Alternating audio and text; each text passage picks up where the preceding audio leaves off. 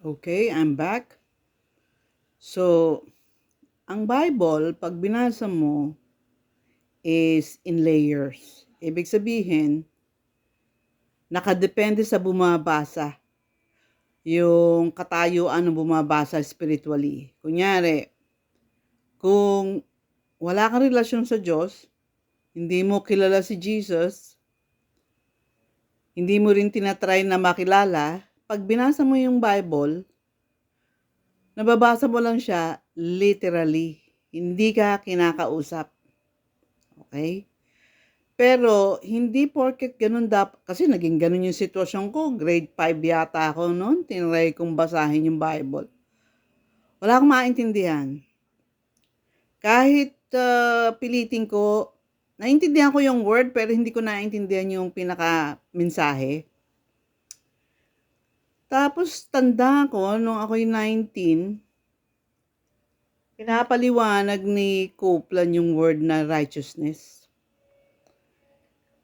Sa Bible, yung righteousness, marami na namang meaning. Pwedeng kabutihan or karapatan. Paanong karapatan? Kunyari, napatunayan mong hindi ka ampon, kundi talagang anak ka. Namatay yung tatay mong mayaman. So, punta ka dun sa pamilyang yon at sinabi mong, sandali, eto yung katibayan, ako'y anak niya. So, may karapatan ako sa kayamanan niya. Hindi nila kayang i-decline yun. Hindi nila pwedeng, kasi meron kang katunayan eh.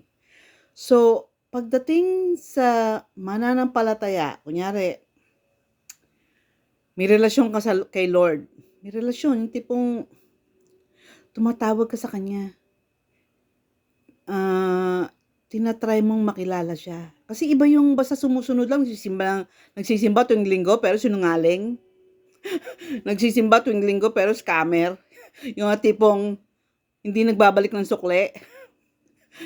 May mga ganun tao napaka-dishonest. Maliit na halaga, nasisira ang kabanalan. Wala nga kabanalan eh. Talagang, ang tindi. Dami ko kasi na-encounter na tao. Ang tingin nila, 20 pesos lang yan, 200 lang yan, layang halaga sa'yo. Hindi yun eh. Yung kaluluwa mo, inday, ang nasisira. Wala kang honesty. Ang honesty, pag dishonest ka, ang honesty or dishonesty is batayan yan. Kitang-kita ng angel yan. Nag-iiba yung ginagamit nila, di ba yung mga New Agers gumagamit ng salitang aura? Gamitin natin kunwari. The moment magsinungaling ka, or mangupit ka, or mang-scam ka, or mandaya ka, magsinungaling ka, mag-iiba yung aura mo. Imbis na parating yung grasya mo, dahil dun sa 200 kinupit mo, iniskam mo, hindi darating yung para sa'yo na 200,000. Hindi nga. Kasi, based on my experiences, napansin ko, tuwing may gagawa sa akin ng masama, at palulusutin ko yung sasabihin ko kay Lord, Lord, masakit yun pero para sa'yo, papatawarin ko. Or lulunukin ko. Ang hirap kasi magpatawad agad eh. So, pagpapasensyahan ko, hindi ko muna susumpain. I mean, hindi ko talaga susumpain. Kasi pag sinumpa mo yon, wala kang makukuhang merit. Kumbaga, wala kang star. Wala kang score. Kasi, binibilang nga ang score mo eh. Depende nga sa kabutihan mo yung taas ng iyong corona. So, yung corona mo, yung dami ng gems noon is nakabase yon sa mga pagtitiis mo. Yun nga yung wounds of holiness na isinasama mo dun sa wounds ni Christ sa Calvary.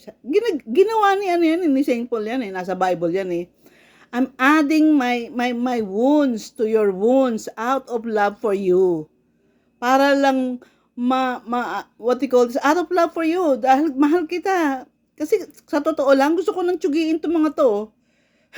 Nung sa tindahan, ang tawag dito dun sa workplace ko, hindi ako tinitreat ng maayos. Dahil andun na lahat andun ang inggit, insecurity, competitive. Fallen world nga ito. Hangga't maaari gusto nila mawala ako. Anong ginawa ni God? Dahil tiniis ko tapos inoffer ko pa sa Kanya. Lord, yung mga ginagawa nila sa akin, no offer ko sa iyo para sa disfavor or minsan para na sa kanila para hindi mapunta sa impyerno to, Lord. Dahil pupunta sa impyerno to, masyadong sama na ugali. Tuwan-tuwa silang nasasaktan ako. So ako naman, kunyari, sige lang, okay lang. Ako magagawa, kailangan ko ng trabaho di ba? Papadala ako sa nanay ko. Tiniis ko yun, and gaano katagal yun? 13 years ako dun sa store na yun. 2 years akong binigyan ng pera ng government. So, minus 2, 11 years. 11 years ako nagtiis. Hindi madali yun Wala akong kamag-anak dito. Ang recourse ko? Si Jesus. Kinakausap ko lang siya in my heart. Pag masakit na, sasabihin ko, wala pa nga to, yung mga taong nga sa Congo, walang makain Diba? Ito, inaapi lang ako hindi ko lang naman papansinin, okay na Titiisin ko na lang to, Lord. Diba? Anong kapalit nun? Gulat sila. Ginawa akong head ng isang section. Dito ka sa linen section. Ikaw lang ang full-time dyan. So, ikaw ang head niyan. Para kang assistant ng manager. Yung decision mo, tatayuan din ng tindahan.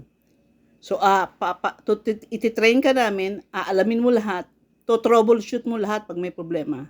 Pag hindi mo kaya, doon ka lang tumawag ng manager. Ano ba tindi nun? Ano ang ginawa sa akin nun? Na-build nun yung aking confidence. Sabi nga ng isang kasama ko alam mo ba yung award mo, pwede mong dalhin sa bangko yan? Kasi yung bangko dito parang retail. Pwede ka na mag-apply sa bangko. Kasi yan, katunayan, galing mo sa credit card. God sees everything. Kinakailangan makuha mo yung tinatawag na righteousness, divine righteousness, may karapatan ka. Yung tipong pag nagdasal ka, siguradong sasagutin niya, mag-aantay ka lang. You have that? Kung wala ka niyan, napaka-empty ng buhay na to dahil puro struggle dito. Nagbibigay ng assurance ang righteousness na yon from Jesus. From Jesus. Pag close ka kay Jesus, ibibigay niya sa iyo yung Holy Spirit niya. Doon! Darating yung anointing mo. Pagtatawanan mo lahat ng pain. Gusto mo yun? Don't give up. Hold on to the Lord. Yun lang yun. Pero marami pa. Okay.